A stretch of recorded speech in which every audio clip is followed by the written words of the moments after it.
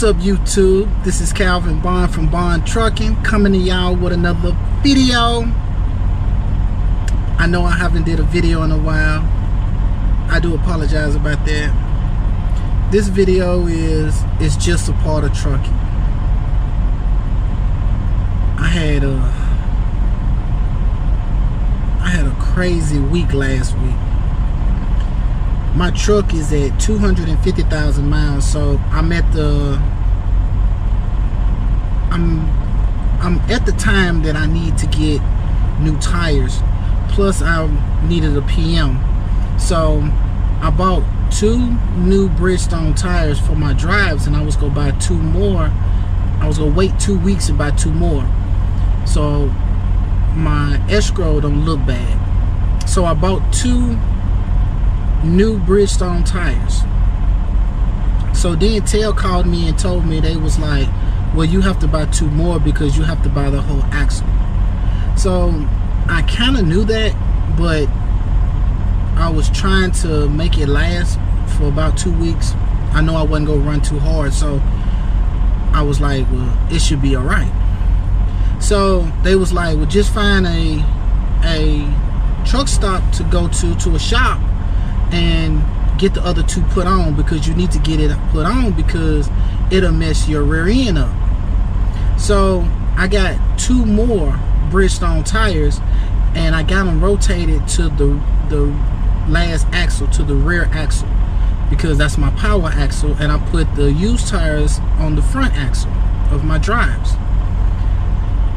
So I drove, and I ended up needing a steer tire, so I bought the steer tire, and I was like, well, since I'm already at the shop, I'm gonna get a PM done. So I got the steer tire and a PM. Now I still need 4 more drive tires. I'm gonna wait about maybe a month and get that. I'm at 6, 7, 30 seconds, so I'm not out of specs, so everything is good, and I'm not into bad weather, and the weather is actually getting good. I'm trying to stay more in the Kansas City, Oklahoma, Missouri, Dallas, Georgia, Mississippi, Louisiana area. So I really haven't experienced no bad weather all winter, because that's what I normally run in the winter. And I got the PM done. So I got the PM done. I'm feeling good. I mean, I got everything taken care of. I'm feeling good. The next day, my engine was acting weird. Feeling like, you know, I'm finna run out of fuel. So I didn't pay no attention. I'm like, I got fuel. Maybe I'm going up a hill or something. Maybe it was just, you know. So it stopped. It didn't do it no more. So I dropped my trailer off. I was supposed to get my load unloaded the next day at 7 o'clock in the morning. My appointment was actually at 3 p.m. the next day, but they told me if I'm under my trailer at 7 o'clock in the morning, they'll go on and unload me, so I can go on and grab me another load and keep pushing. So I'm like, okay, cool. So I backs into the hole, and I pulled forward, and my truck cut off. I tried to start my truck up. It wouldn't start up. So I popped the hood, and then I looked at my reservoir, and it wasn't any fuel in it. So I'm like, man, I done ran out of fuel. Now I'm knowing that I got at least a half a tank of fuel in here. So I'm like, it makes no sense. The week before that, let me go back a little bit further. The week before that, I went to the dealership, and at the dealership, I got a new fuel hand, because my fuel hand was broke. It was reading all bad. So I got a new fuel hand, and I ordered my table because my table was broke. So they said that my table was back ordered. It was under warranty, so they'll call me whenever the table come in. So I got that, and I got coast mode took off of my truck, because I don't like coast mode. So I got it took off. I tried to get creep mode took off, but they said that's a part of the safety feature, so they can't take creep mode off. So now my truck no longer have coast mode. I paid about $50, but I got a couple of other things done too, so I ended up spending like $310. And I came out of there and I was just testing out my fuel hand. So back forward. So when I was like, man, I ran out of fuel, I was thinking that my fuel hand was bad. I was like, maybe he didn't put the fuel hand in right, because when he did, I went and filled the tank up. So it wasn't that far away from it for the fuel hand to be messing up like it, for me to be running out of fuel. So I'm like, no, I gotta have fuel. So I walked down to the store and filled up 2 jugs and put it in there, and then I had to drive to a little moms and pops. It was a gas station in town that just sold diesel. So what I had to do is, I couldn't get under it to get it, so I had to pull forward and bag as close as I can to it and stretch the nozzle to my pump, to my tank.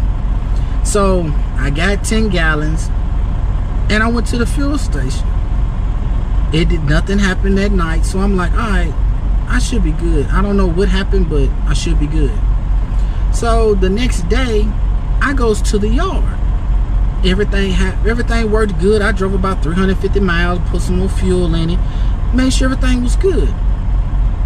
The night before, I put 10 gallons in, so I knew I had enough. I was only going 5 miles. I knew I had enough to idle that night and then put some fuel in the morning. So I drove the 300 miles. It was about 300 miles. I drove the 300 miles to drop my load off, and then I went down the street to the Lower Arkansas yard. So I'm idling there. I'm like, well, I just bought some more fuel, so I should be good. Later on that night, I ran out of fuel again. It wouldn't start. It just cut off in the middle of me idling, looking at TV. So I opened up my hood again, and I had ran out of fuel. So I had to get my tank, get my little jugs, and put some fuel in it and ease my way. Now I'm trying to do a 34, so I killed my 34. So I had to ease up there and get some fuel, put it in the reservoir, pull up to the pump, and put some more fuel in the pump. So now I got to restart my 34 because I had to go on duty. You gotta go on duty when you're getting fuel. And I knew I was gonna sit there for at least 2 days, because it wasn't anything there. It was the weekend, so it wasn't nothing there. So I was good. I knew I could still get a 34 in. So I got the 34 in. I go and pick a load up. I couldn't go and pick a load up, fill my tank up, everything good. So I drives about 200 miles, and I started feeling it, acting like it was getting ready to run out of fuel again. By now, if this doesn't happen to you, you already know where I'm going with this. Okay, so I rushed to a Flying J, and I run out of fuel at the pump. So my dumb tail tries to push the truck. I tried to push the truck. Now I'm 80,000 pounds. I tried to push the truck, and then I thought about it like, man, you crazy. You cannot push an 80,000 pound truck. I'm just trying to rock it to make it move a little bit so I could put some fuel back into my fuel filter reservoir. So that didn't happen.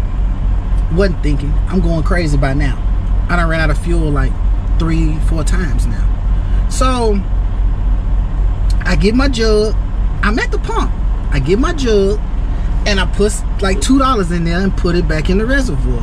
At that moment, I realized that the only thing that could have went wrong is, or I realized it the day before when I ran out of fuel, but I was go try to run what I could. I realized that the only thing that was changed or different was my fuel filter. So got my flashlight, I'm looking all in it, and I realized that the seal on my fuel filter reservoir the seal, the little rubber ring, done fell inside of the tube of the reservoir. They call it something else, of the bowl. So the rubber seal had fell inside of the bowl. So air is going into my fuel filter and going through my fuel line and making it seem like that I'm running out of fuel. So, but the only way that you can put fuel back in it is pump it. I got a DD15. Is pump the fuel out of the fuel filter, but there's no fuel in the fuel filter. So you got to go and get fuel and put fuel in the fuel filter to pump it back through your lines, your fuel line, your fuel rail, to get fuel back to the engine. So I did that again, and I drove about 40 miles down the road to a petrol, and I explained the same story that I'm saying to y'all. I explained to them, and they like, okay, yeah, we know what it is. And we go call the dealership. We go call the TA that you got it. I got it in the TA in Alabama, off of 20. It's got a Popeyes and a Petman and a Pilot right beside it. Most people know where I'm talking. I can't remember exactly what exit. So they opened it up, and it was just sitting at the bottom of the bowl. They fixed it.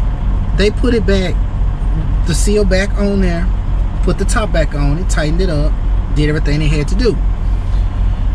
So I drives about another 4.5 hours. I gets to a petrol now. I'm stopping for the night. I looks back in the jug, it's still no fuel in the jug. Now, I put some of this stuff on Instagram too. So I'm asking him, like, could it be my check valve messed up too? Because I don't want to run out of fuel again. I done went through all this problem. I don't want to run out of fuel no more. So they like, no, we don't think it's that. I was like, well, what do y'all think it is? They was like, well, we really don't know, but we can take the fuel filter off and look at it again. So I was like, well, tell me what bay to go in, and I'll go in it. I'm on my 10-hour break. So I go on PC, and I drives from the park. I drop my trailer, and I drive back to the shop. They told me to go to door 2.